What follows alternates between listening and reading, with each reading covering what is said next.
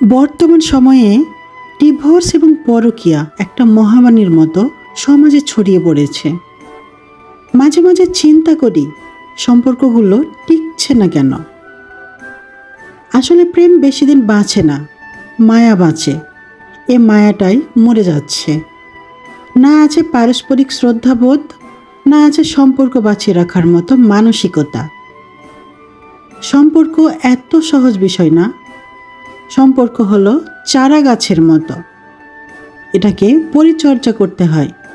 আমরা বীজ রোপণ করি, সে বীজ থেকে চারা জন্মায়। চারা গাছ আমরা পরিচর্যা করি, যত্ন নিই।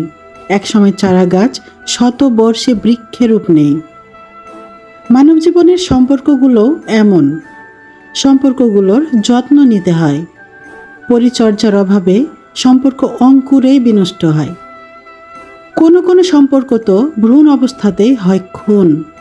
আবার কোনো সম্পর্ক সঠিক যত্নে যুগ যুগ অটুট থাকে ভালোবাসায়, প্রেমে, পারস্পরিক বোঝাপড়ায়, শ্রদ্ধায়। শুধু ভালোবাসায় সম্পর্ক টেকে না, যেমন টেকে না শুধু সিমেন্ট তৈরি কোনো গাঁথনি।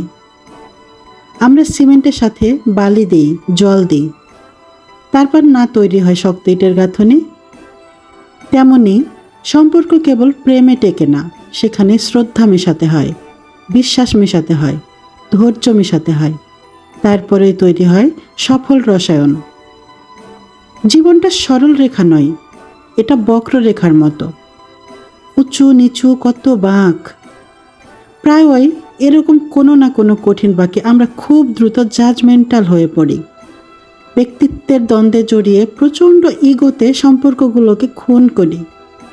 সব সময় নিজেকে সঠিক মনে করি আমি কম কিসে। এই অহম, ইগো আমাদের শেষ করে দিচ্ছে। সম্পর্কগুলো নষ্ট করবেন না প্লিজ। সম্পর্কগুলো বাঁচিয়ে রাখুন, মায়ায়, শ্রদ্ধায়, ভালোবাসায়।